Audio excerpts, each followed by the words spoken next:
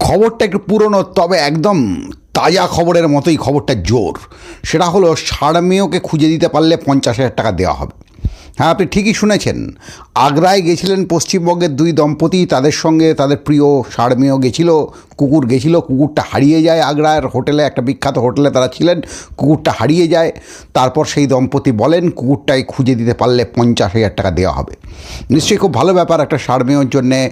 যে দম্পতি এই সারমেয়কে নিয়ে গেছিলো তারা যে এতটা উদ্গ্রীব, সেটা খুব ভালো ব্যাপার।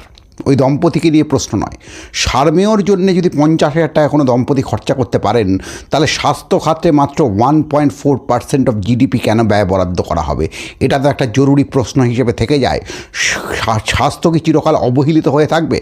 আর যখনই দেখবেন অবহেলা নিয়ে আমরা প্রশ্ন করি, তখন দেখি বামপন্থী গ্রুপগুলোতেও, যেখানে বামপন্থী মানসিকতার চর্চা হয়, সেখানে গদি মিডিয়ার পোস্ট বাতিল হয় না, কথা মুখের পোস্ট বাতিল হয়।